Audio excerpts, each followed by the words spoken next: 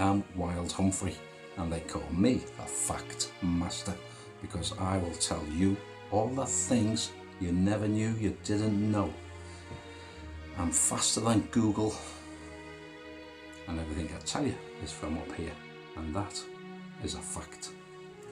Now, if you think of the greatest military leaders that have ever lived, certain names will spring to mind. Genghis Khan might be one, Alexander the Great is another, Julius Caesar for sure, Horatio Nelson, whatever say, France. There's only one name going in that frame, and that is Napoleon Bonaparte. And he was born on the 15th of August 1769.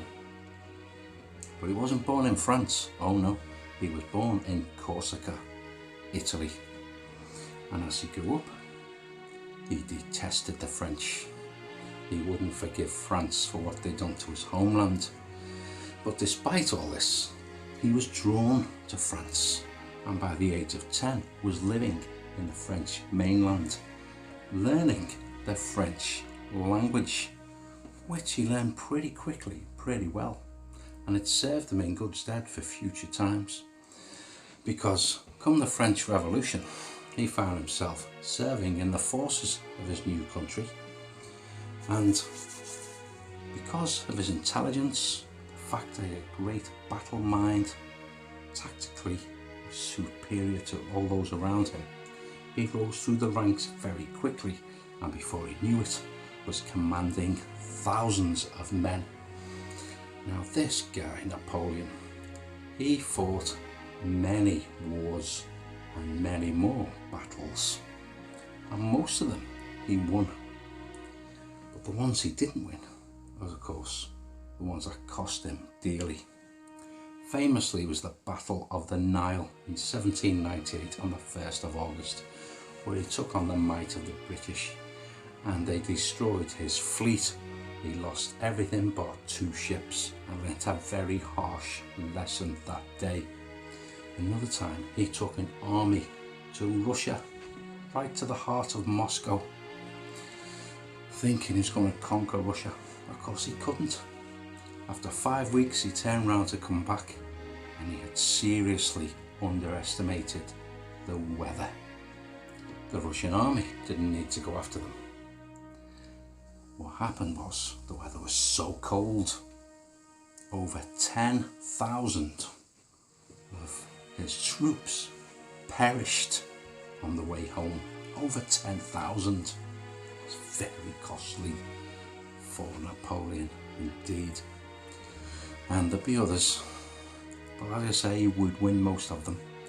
Now famously, he married Josephine, and it's often said that some night or other he'd said to Josephine, "Not tonight, Josephine." It's a famous phrase. Is it true? It's one of those, isn't it? We like to think it is. There's a bit of fun in there, but it's just one of them. He married Josephine on the 9th of March 1796, and actually her name wasn't Josephine. When she was introduced to him, her name was Rose. But Napoleon, he didn't like the name Rose. He said, "Look, I'm not going to call you Rose. To me, your name is Josephine." And it stuck. For the rest of her days, she was known as Josephine. Now these married, they were star-crossed lovers. It wasn't just for these two were in love, and they went everywhere they could together. But Napoleon had to make many journeys away from home, and left his beloved wife behind. Now they say absence makes the heart grow fonder, but they also say too much absence makes it wonder, and that is exactly what happened. Josephine took at least 2 lovers, and Napoleon did his bit as well, and the British found out about this and made headline news of it, determined to embarrass their French leader. Now Napoleon had done so much for France. He created what's known as the Legion of Honor, in 1802 on the 19th of May. We know it as the Legion of Honour, and it's the highest award they can ever receive in France, still to this day. In 1804, he declared himself emperor, and on the 2nd of December that year, the Pope confirmed it for him. Oh yeah, thank you very much, Emperor Napoleon. Even though in his mind he already was. And that took place, the ceremony, at the Notre Dame, which is no more these days. Nonetheless, him and his wife Josephine were fine, they were happy. The only problem, Napoleon needed a son, and that is where Josephine fell foul. She could not give him the son he wanted. So on the 15th of December 1809, they announced their divorce to a shocked nation. But it had to happen. Napoleon needed his son. He remarried and got the son he wanted. So as far as he was concerned, he did the right thing. But he never stopped loving Josephine, no matter what. Now I say he won most of his battles. And what he did, he would surround himself with generals. And he purposely, again, his intelligence takes over so many times. He'd get his generals and he made sure they were all 6 foot tall at least and built like brick walls, because he wanted them to protect him. And they always say he was a short guy and all the rest of it. He was 5 foot 6.5 was Napoleon, which in those days was actually quite tall. He was taller than most Englishmen and taller than an awful lot of Frenchmen as well. But he looked shorter because he surrounded himself with people who could protect him properly. If there was an arrow, a bullet or something heading his way, he would hit them first. And what he said was, look, I don't need intelligent generals. I'm the intelligent one. I'll do all the thinking. I'll do all the battle planning. I'll sort it all out. You guys, I want you to be lucky. Because lucky general meant lucky for him. So that's what he did. That was how his mind worked. And when he did his battle plans, he drew them in a sandbox. He'd get his generals, say, here's what we're doing. He'd show them the sandbox, make sure they understood, and then get rid of it. Put the sand out. No one would know what was going on apart from them. So if you wanted to know his battle plan, you would have to get inside his mind. And nobody could actually do that. Nonetheless, Napoleon. I said he won most of his battles. The most famous battle that he lost was, of course, Waterloo. That took place on June 18th. It was a Sunday in 1815.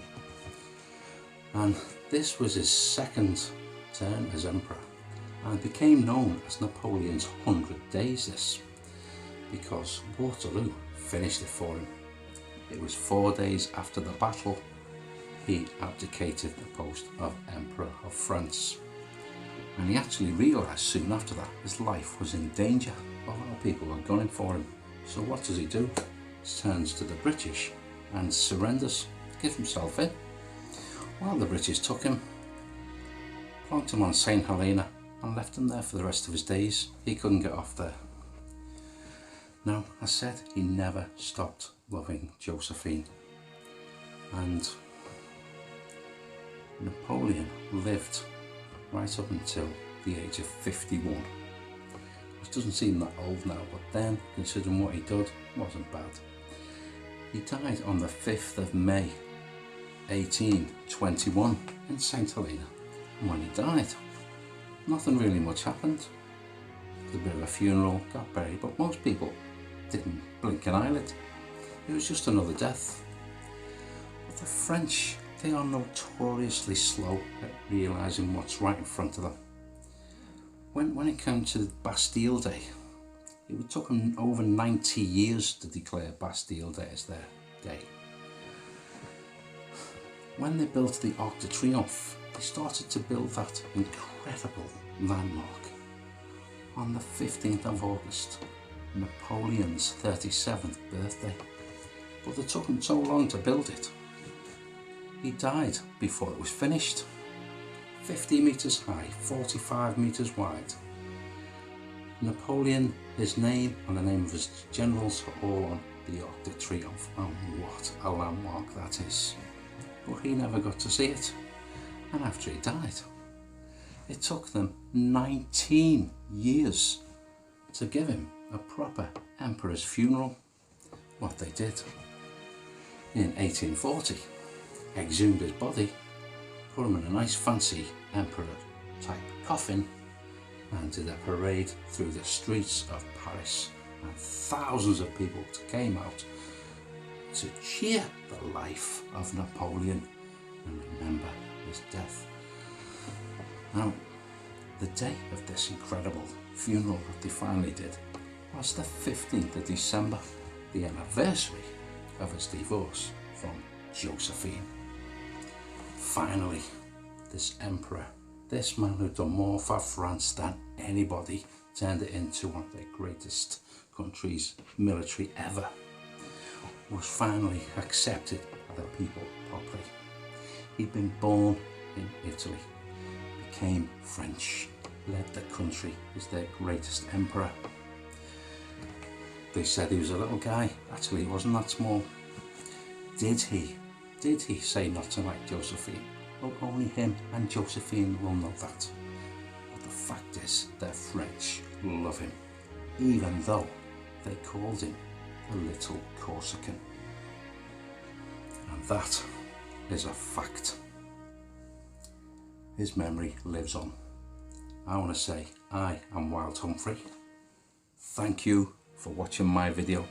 Please subscribe to my channel, as I'll be back with so much more for you, and that is a fact. In the meantime, take it easy. See you soon.